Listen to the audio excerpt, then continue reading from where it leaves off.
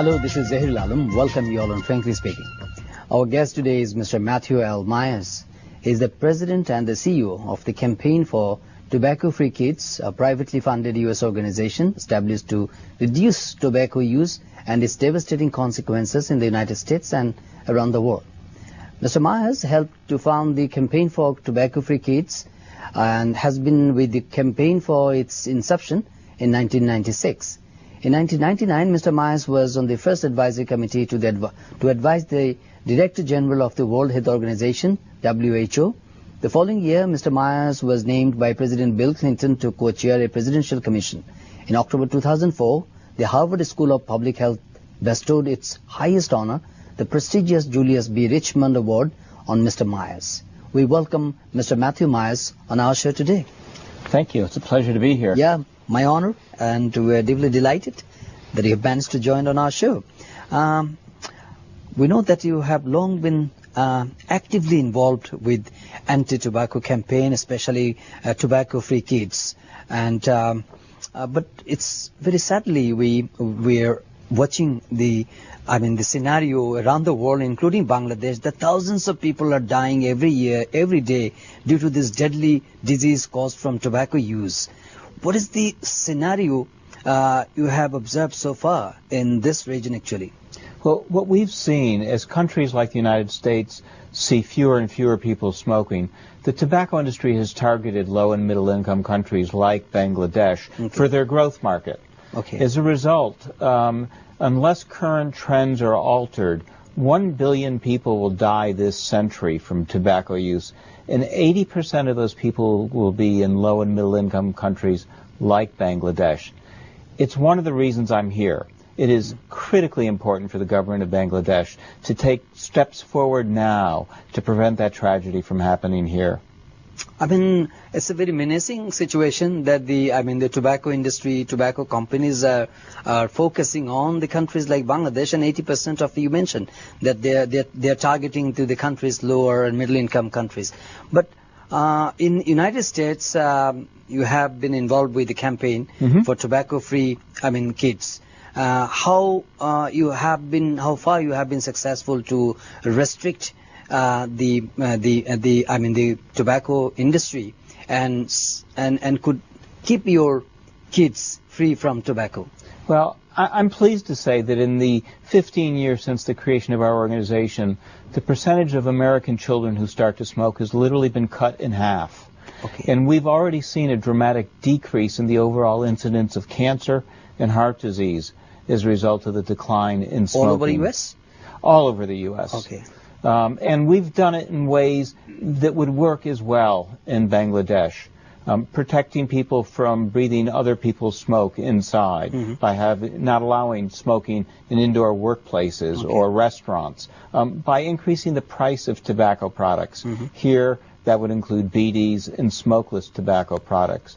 By regulating both cigarettes and smokeless tobacco products to protect our children, and perhaps equally as important, by curtailing tobacco industry marketing and providing strong, bold warning labels on them. But the manipulative marketing practices of the tobacco companies around the world is very, very distinct, actually. It's like open secret. So, but how to deal with their manipulation, their exploiting attitude, and the way they are trying to allure the kids, young generation into smoking? You are precisely right. What we see in Bangladesh, what we see in countries all over the globe, is the tobacco industry using the imagery of fancy-looking packs, advertisements around point of sale, to make the product look attractive to children. It's one of the reasons why it is so important to prohibit that kind of marketing, so that our young people don't get deceived into thinking that tobacco is a way to make them more attractive. What is most critical thing in your view? Is it enacting law, enforcing law with regards to the anti-tobacco laws to contain the tobacco industries, or to wage campaign and to discourage the young generation? Which is most critical? Both. is the right answer.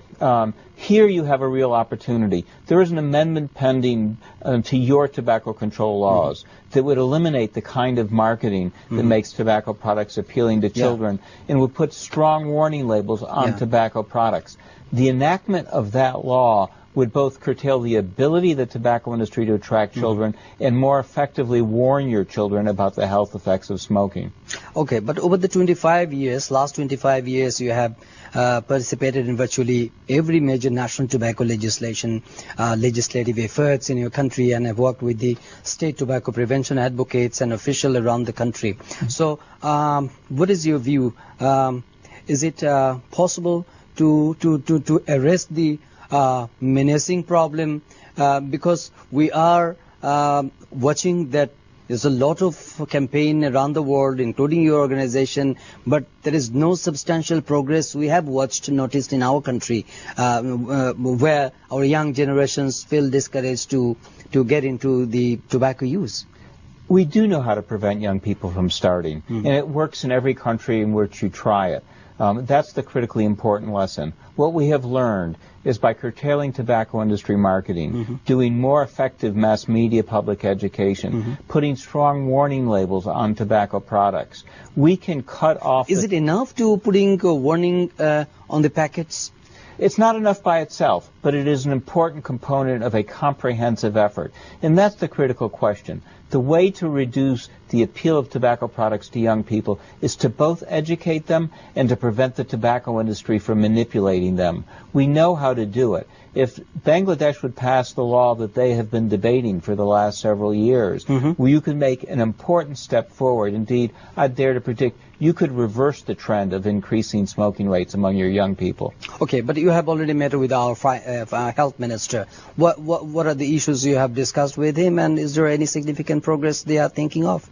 This afternoon I met with your health minister, and I left very optimistic that he's prepared to take the lead in pushing forward legislation that would make a real difference in Bangladesh, that I think would literally save tens of thousands of lives and do just what you said, make it so that the next generation of Bangladesh children don't start smoking. Okay, we need to take a short break. Dear viewers, we'll be back right after commercial. Stay with us. Our guest is Mr. Matthew Myers. He's from the United States of America. Stay with us.